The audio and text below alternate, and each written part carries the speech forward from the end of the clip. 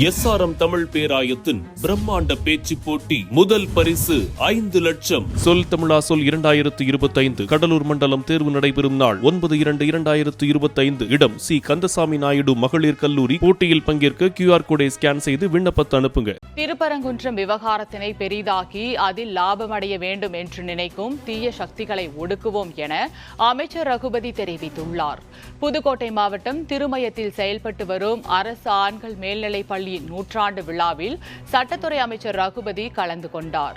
பின்னர் செய்தியாளர்களிடம் பேசிய அவர், திருப்பரங்குன்றம் விவகாரத்தில் சிலர் ஏதாவது கலவரத்தை தூண்ட முடியுமா என எதிர்பார்த்து கொண்டிருப்பதாகவும், நிச்சயம் அது நடைபெறாது என கூறினார். மேலும் தமிழ்நாட்டில் இந்துக்களும் முஸ்லிம்களும் சகோதரர்களாக வாழ்வதாக தெரிவித்த அவர், திருப்பரங்குன்றம் விவகாரத்தினை பெரிதாக்கி அதில் லாபமடைய வேண்டும் என்று நினைக்கும் தீய சக்திகளை ஒடுக்குவோம் என தெரிவித்தார். ECR விவகாரத்தில் வீண் பழி சுமத்திய எதிர்க்கட்சித் தலைவர் எடப்பாடி பழனிசாமி வெட்கப்பட வேண்டும் எனவும் அமைச்சர் ரகுபதி தெரிவித்தார்.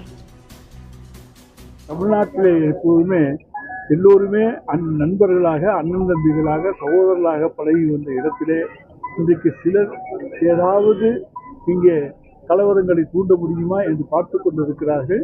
நிச்சயமாக அது தமிழ்நாட்டில் நடைபெறாது. நாங்கள் இந்துக்களும் முஸ்லீம்களும் சகோதரர்களாக வாழுகிற மாநிலம்தான் தமிழ் மாநிலம். எனவே எங்களை பொறுத்த வரைக்கும் நிச்சயமாக திருப்பரங்குன்றம் விவகாரத்திலே ஒரு நல்ல முடிவு ஏற்படும். எல்லோரும் அமைதியாக இருப்பார்கள் என்று நம்புகிறோம். அதற்கு அரசு உரிய முயற்சிகளை எடுக்கும். இதை விவகாரமாக்கி அதில் ஏதாவது லாபம் அடைய வேண்டும் நினைக்கின்ற தீய சக்திகளை நாங்கள் ஒடுக்குவோம்.